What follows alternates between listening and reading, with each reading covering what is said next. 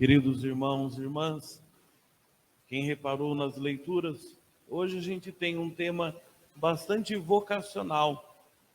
Deus nos chama, a nossa vida é um chamado de Deus e nós devemos dar passos nesse chamado.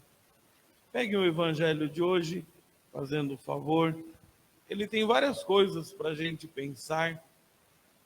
São Lucas diz que Jesus toma a decisão de ir para Jerusalém. Lá ele deveria enfrentar todas as suas batalhas, as batalhas mais difíceis. E isso é importante para a gente entender. A nossa vocação está dentro também da decisão de Jesus de entregar a sua vida como resgate do nosso pecado, como garantia da nossa salvação. Quem aceita o chamado de Deus está participando desse processo de salvação de nosso Senhor Jesus Cristo. Porém, a gente precisa perceber duas coisas importantes. A primeira, nós teremos resistência. Nós vamos sofrer a resistência das pessoas. Vocês viram que alguns, como perceberam que Jesus ia para Jerusalém, quando ele quis parar um pouco lá pelo território de Samaria, não quiseram recebê-lo.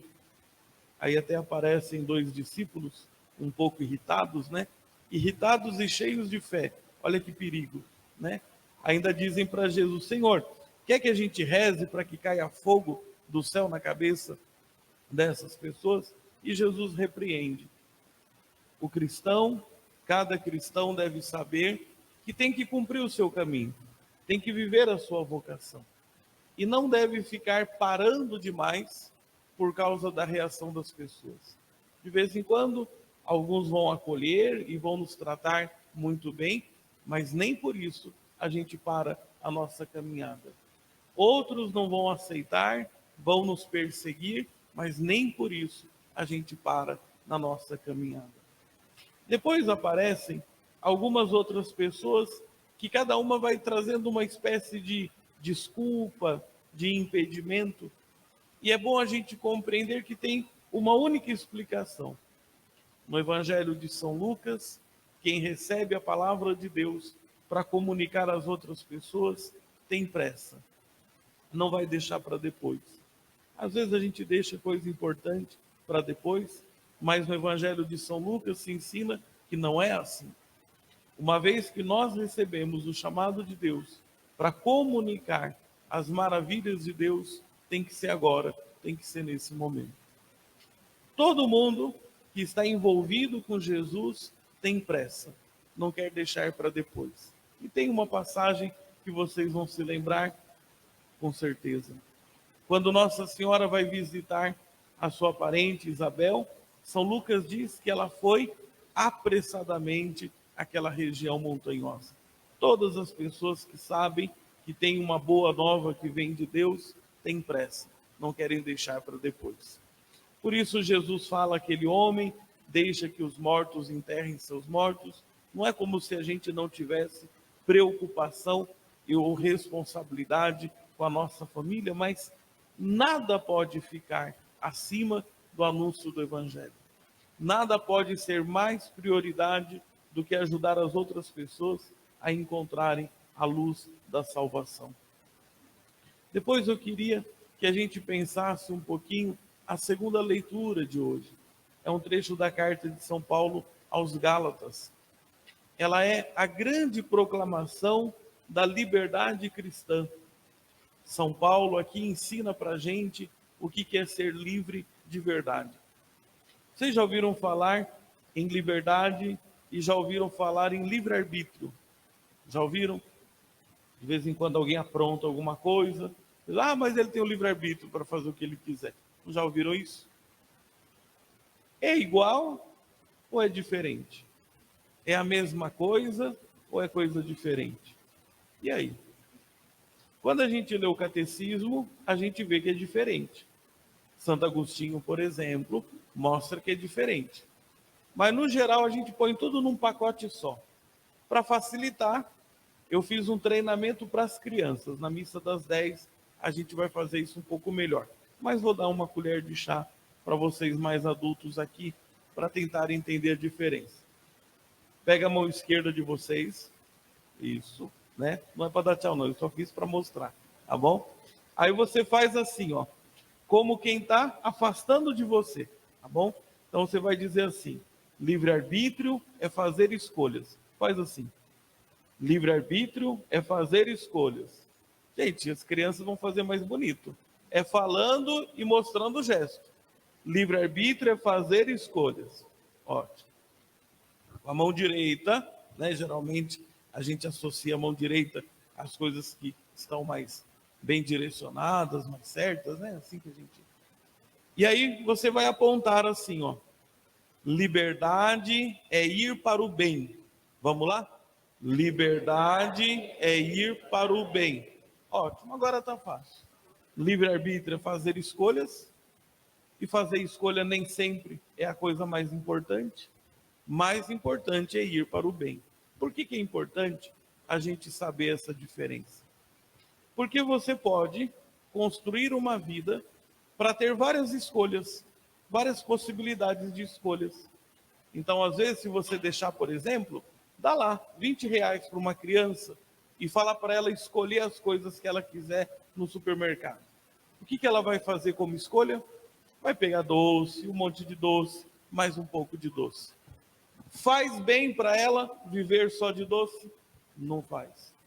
Então, livre-arbítrio é a capacidade de fazer escolhas. Mas se você não tiver juízo, você faz escolhas erradas. O ser humano, mesmo depois do pecado, não perdeu o seu livre-arbítrio. Passa a vida fazendo escolhas. Mas depois do pecado, a sua capacidade de enxergar as coisas, de conhecer a verdade, a sua capacidade de decidir-se pelo bem, a sua vontade, tudo isso ficou ferido. E se não for auxiliado por Deus, passa a vida fazendo escolhas, mas nem sempre as melhores para a sua própria existência. Por isso que hoje a gente tem que se perguntar: as pessoas fazem a gente acreditar que ser feliz é apenas poder fazer um monte de escolha. Quem aqui é casado, levanta a mão. Levanta com coragem, com alegria. Isso. Antes de casar, vocês tinham bastante coisa para escolher, não tinham? Depois que casaram, tem menos coisas para escolher, não é verdade? Isso tira a liberdade? Não. Isso diminui o livre-arbítrio. Diminui o repertório de escolhas. Mas se direcionar para o bem, isso permanece. Como é importante a gente entender essas coisas. A nossa vida cristã, ela é um direcionar-se para o bem. É uma caminhada que vai ajudar a gente a compreender a verdade da nossa vida, a luz de Deus que ilumina as decisões que a gente toma, a graça de Deus que nos acompanha. Olha como é triste quando alguém não toma uma decisão na sua vida porque ela não quer perder o seu livre-arbítrio. Quer continuar com todas as possibilidades de escolhas e parece apenas uma criança feliz porque ganhou R$ 20 para gastar no supermercado com doce à toa. A vida cristã exige que a gente amadureça e que a gente direcione a nossa vida para o bem. São José Maria Escrivá é um santo que traz assim coisas extraordinárias, mas extremamente simples. Se você perguntasse para ele, por exemplo, o que eu faço para ser santo?